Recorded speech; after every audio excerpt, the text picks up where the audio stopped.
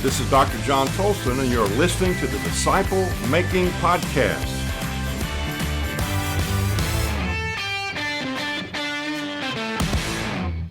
Which do you think is greater, addition or multiplication? Matthew 28, Jesus says this in chapter 28, verse 19. Go therefore and make disciples of all nations.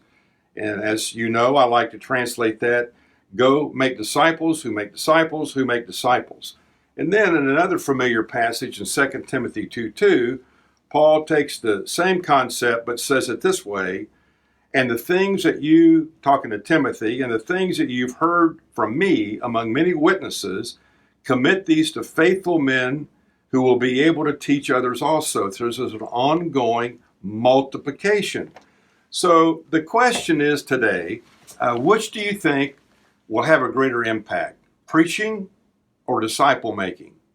So for example, years ago, the Billy Graham organization, and I love Billy Graham, one of my heroes, but they basically over the years as they did crusades, these large meetings with thousands of people all over the world, they basically said that you can count on if you preach to a crowd of 100,000 people, 4% of the people are going to come to know Christ. That's pretty much was the average. So let's say in your church or any church here in Dallas or around the country, if your church you go to and your preacher were to preach to 100,000 people per day, now you get pretty fired up about that. 4% came to Christ. That's 4,000 coming to know the Lord daily. If you did that for 365 days a year, that'd be 1,460,000. If you did that for 16 years, that would be 23,360,000. So that's the preaching model. Pretty much what would happen. And by the way, I'm just going to talk about Dallas, Texas. We've got some of the greatest churches, some of the greatest preaching in America. If preaching was going to change the city of Dallas, Texas, it should have already been changed, but it hasn't. Now, let's look at the disciple-making model.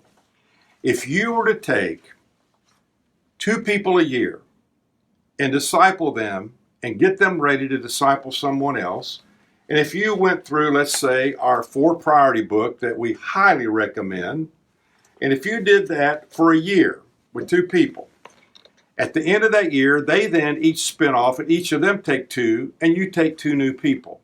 If that was just you doing that and you did that for 10 years, at the end of 10 years, you would have 59,049 individuals that had been discipled and were getting ready to disciple. 59,000 just with one person taking 2 people.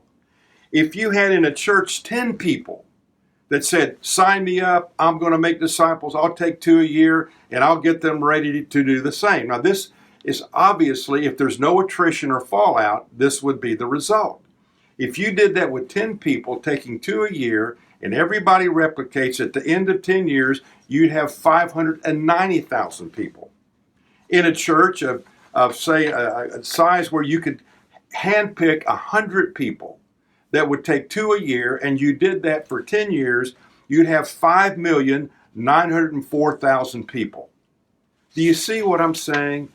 There is no plan that makes the impact that disciple making makes. Jesus' plan to change the planet is disciple making. So the question is, are you making disciples who are making disciples? You think about that. And think about that seriously. Thanks for listening to the Disciple Making Podcast. Check out our website at thetolsongroup.com and sign up for my weekly encouraging videos called Red Glasses Talks that come to your email every Monday morning. You can also find me at Dr. John Tolson on social media. I'd appreciate it if you'd leave me a review and share with a friend.